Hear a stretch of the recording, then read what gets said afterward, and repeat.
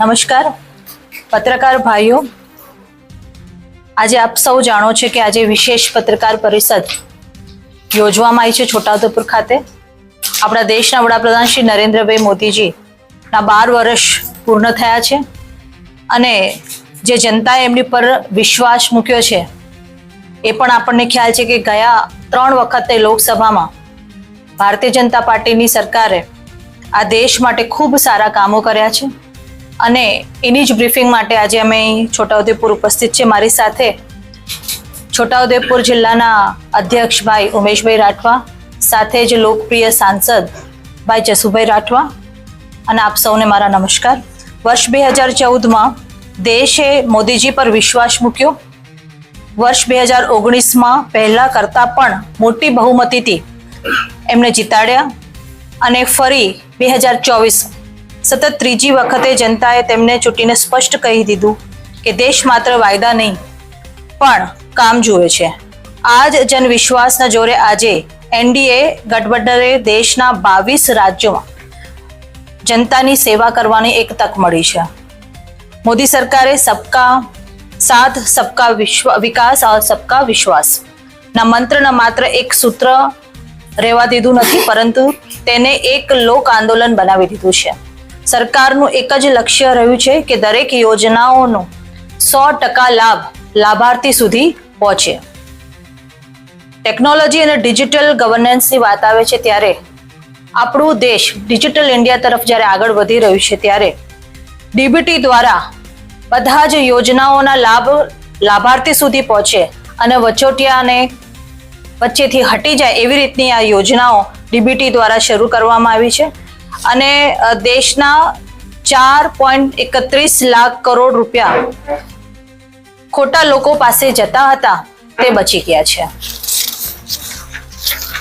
ગરીબ કલ્યાણની વાત કરીએ તો સરકારે જનધન યોજના હેઠળ 58 કરોડથી વધુ બેંક ખાતા ખોલ્યા, જેમાં 32 કરોડથી વધુ ખાતા માત્ર મહિલાઓ માટે અને કોરોના જેવી મહામારીના મુશ્કેલ સમયથી લઈને અત્યાર સુધીમાં 80 કરોડથી પણ વધુ દેશવાસીઓને મફત રાશન આપવામાં આવી રહ્યું છે.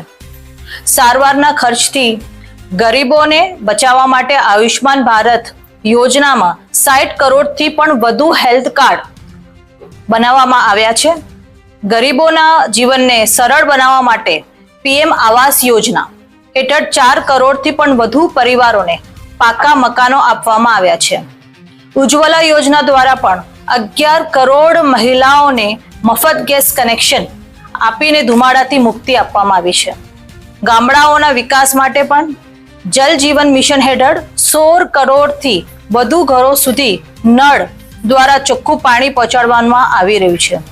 સ્વચ્છ ભારત મિશન હેઠળ 12 કરોડથી પણ વધુ શૌચાલય બનાવીને દેશના સ્વચ્છતાને એક નવી ક્રાંતિ લાવવામાં આવી છે.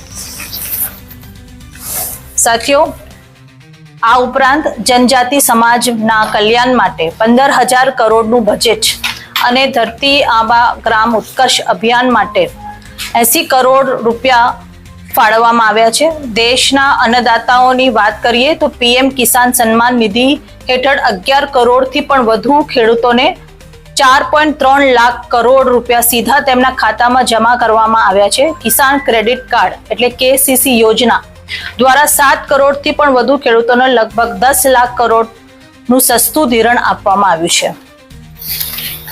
આવી વિવિધ યોજના દ્વારા લોકોનું હિત થાય અને લોકો માટે આ યોજનાઓ ઘરે ઘરે સુધી પહોંચે એવી રીતની આ કામગીરી કરવામાં આવી છે. છેલ્લા 12 વર્ષ આપણા સબકા સાથ સબકા વિકાસ સબકા વિશ્વાસ और સબકા પ્રયાસ ના મંત્ર માત્ર કાગળ પર નહીં પરંતુ વાસ્તવમાં કોન્ક્રીટ, સ્ટીલ, ઓપ્ટિકલ ફાઇબર અને લાખો કરોડોના રૂપિયાના મૂડીરોકાણના રૂપમાં સાકાર થતા જોયા છે.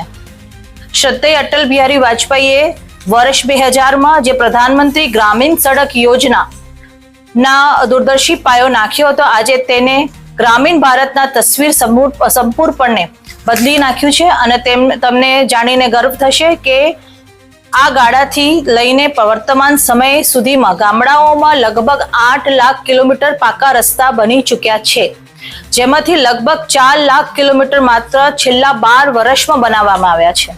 આ રસ્તાઓને આપણે ગરીબ ભાઈ બહેનો જીવનના વિકાસ એક નવી સવાર લાવી દીધી છે. અને જરા વિચારો, પહેલા ગ્રામથી શહેર જવામાં 8-8 કલાક લાગતા હતા, ત્યાં આજે એ જ પ્રવાસ માત્ર 3 કલાકમાં પૂરા થઈ જાય છે.